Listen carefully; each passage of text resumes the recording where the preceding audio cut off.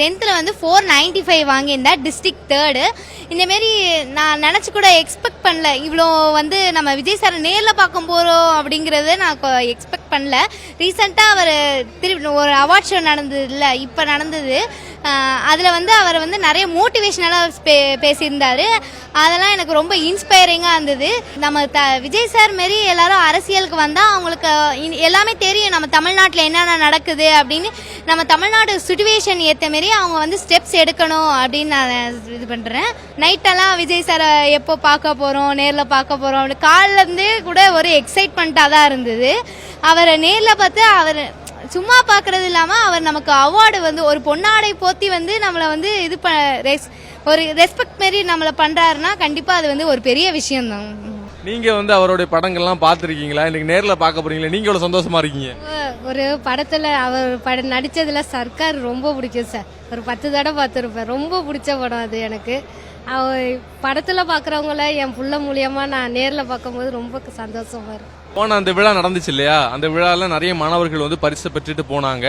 அதை டிவியில் பார்த்தீங்களா? பார்க்கும்போது நம்ம அடுத்து போக போகிறோமேனு எவ்வளோ ஹாப்பியாக இருந்துச்சு? அதான் முதலாக பார்க்க வரேன். இப்போ தான் இதுக்கு முன்னாடி நேரில் பார்த்ததில்ல. அது கொஞ்சம் ஆர்வத்தை தூண்டுற மாதிரி இருக்கு. உங்களோட ஃப்ரெண்ட்ஸ்டெல்லாம் ஷேர் பண்ணியிருப்பீங்களா? அவங்க என்ன சொன்னாங்க? சொந்தக்காரங்கெல்லாம் எப்படி விஷ் பண்ணி சென்ட் பண்ணாங்க? எல்லாம் ரொம்ப சந்தோஷமாக இருக்கு. அந்த நேரில் பார்க்குறது பெரிய சந்தோஷம். ஏற்கனவே போன நிகழ்ச்சி நடந்ததையும் நாங்கள் வந்து பேப்பர்லலாம் பார்த்தோம், நிறைய டிவிலையும் பார்த்தோம். உண்மையிலேயே ஒரு எக்ஸைட்மெண்ட்டு தான். எப்போ நேரில் பார்ப்போம் அப்படின்ற ஆர்வத்தோடு வெயிட் பண்ணிகிட்ருக்கோம்.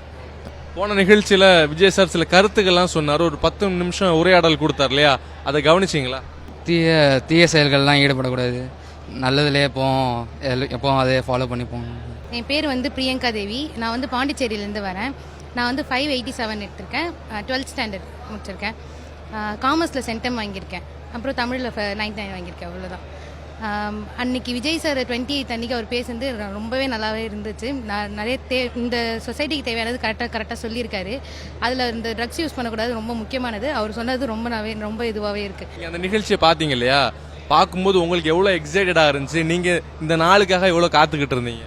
ரொம்ப எக்ஸைட்டடாக இருந்துச்சு. அந்த 28th பார்க்கும்போது நம்ம ஜூலை 3 அன்றைக்கி நம்ம போக போகிறோம்னு அதை நினச்சாலே கொஞ்சம் பயமாகவும் இருந்துச்சு, கொஞ்சம் ரொம்ப ஹாப்பியாகவும் இருந்துச்சு, ரொம்ப எக்ஸைட்மெண்ட்டாக இருந்துச்சு. விஜய் சார் பார்க்க போகிறோம், விஜய் சார் கிட்ட அவர்கிட்ட நம்ம இது வாங்க போகிறோம் அப்படின்னு நினச்சி பார்க்கும்போது ரொம்ப எக்ஸைட்டடாக இருந்துச்சு. பயம், ஒரு நர்வஸ்னஸ்ன்னு சொல்லலாம். அது ஏதாவது கொஞ்சம் பயமாக இருந்துமோ, ஏதாவது ஃபோட்டோ கூட எது சரியாக வராது, அந்த மாதிரி ஏதாவது ரொம்ப நர்வஸாக இருந்துச்சு. மற்றபடி அவர் பார்க்கணுன்னு ரொம்ப ஆசை.